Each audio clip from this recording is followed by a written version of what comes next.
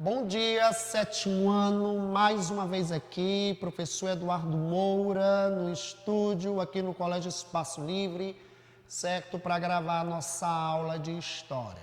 E hoje, eu vou fazer uma introdução, beleza? Do capítulo 3 da unidade 5, que traz como tema a invasão francesa e a invasão holandesa. E desses dois temas vou me aprofundar principalmente sobre a questão da invasão holandesa, porque eu vou falar da presença dos holandeses aqui no Ceará, na nossa sala de aula virtual. E hoje eu irei falar sobre a invasão francesa, beleza? Vou dar uma certa continuidade sobre essa invasão na nossa sala de aula virtual.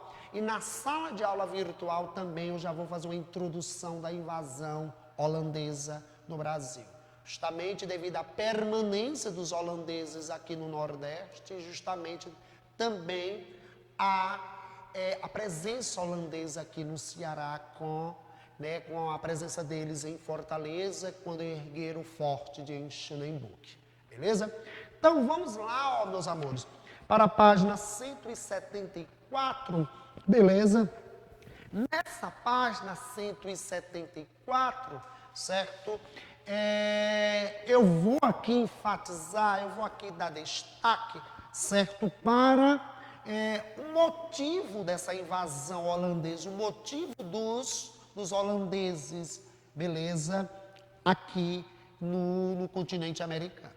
Então, certo? Beleza? Então, é esse tópico que eu vou trabalhar aqui, França no século XVI. Lembrando que o século XVI, a primeira metade do século XVI, foi o século da chamada Reforma Protestante, beleza? Em alguns países da Europa, como todos vocês sabem, esse tema eu já trabalhei com vocês e vocês sabem da minha admiração que eu tenho por Lutero.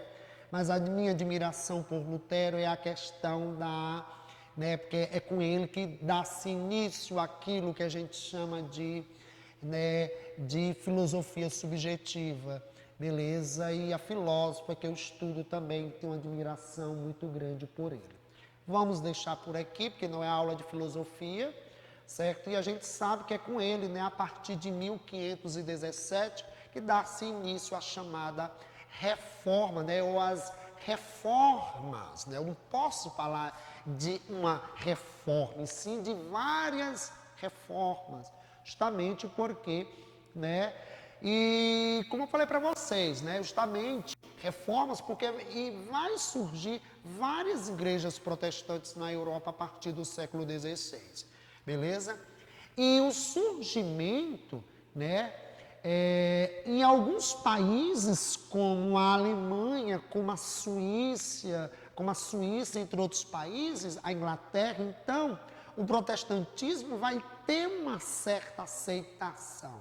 Mas em outros países, como a Espanha, um país católico, Portugal e na França, e o destaque que eu vou dar aqui é para a França, vai ocorrer as chamadas guerras religiosas. E temos, e temos a chamada Noite de São Bartolomeu na França, em que milhares de pessoas foram protestantes e católicos se matando nessa Noite de São Bartolomeu. E foram essas guerras religiosas que tomaram a França, podem ser considerados um dos motivos que retardou a participação francesa nas chamadas grandes navegações. E que essas grandes navegações, como eu já falei para vocês, elas foram lideradas por duas potências europeias no século XV, início e século XVI, Portugal e Espanha. Assim, a coroa francesa tentou tomar alguns territórios que já eram colonizados por seus vizinhos, estabeleceu alguns contatos comerciais que lhe propiciassem produtos para vender ao mercado europeu. Beleza? Então, o que é que acontece? Essas guerras religiosas Vejamos bem, por isso que eu falei um pouco da reforma protestante. Aliás, praticamente eu só citei. Isso retarda, isso é um fator que vai retardar a participação francesa nessas grandes navegações, ou seja, nas navegações além-mar. Beleza?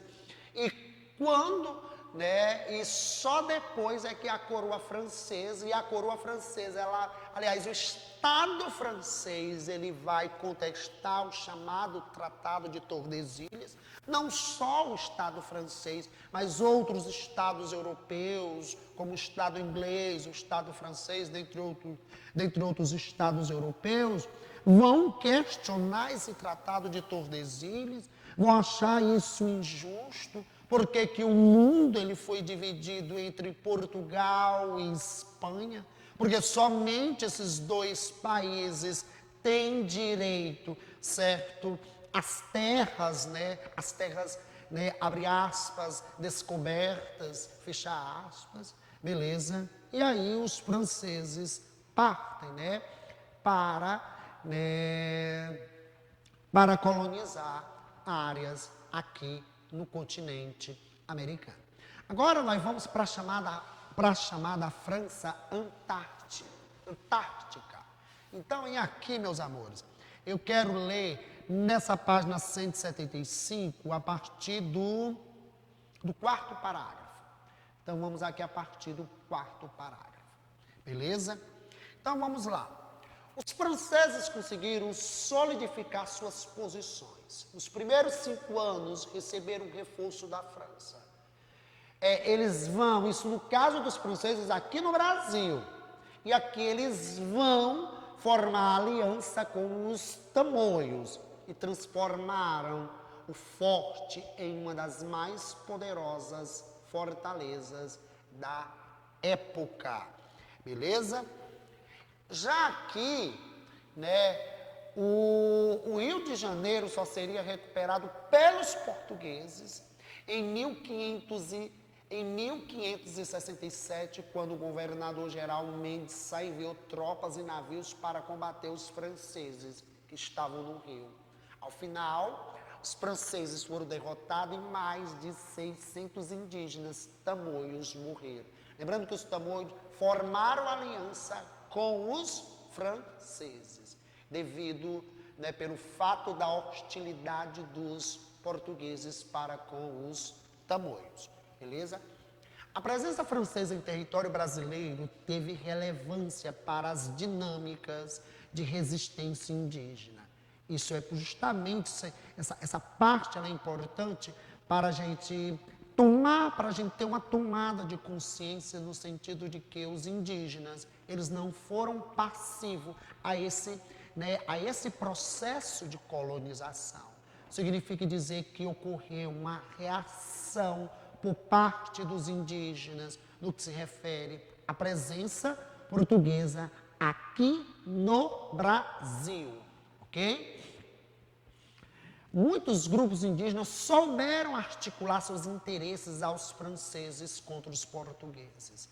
A chamada Confederação dos Tamoios foi uma das maiores expressões disso. Grupos indígenas liderados pelos Tupinambá organizaram revolta contra as medidas de escravização que os responsáveis pela capitania de São Vicente impulsionaram. Capitania de São Vicente, São Paulo.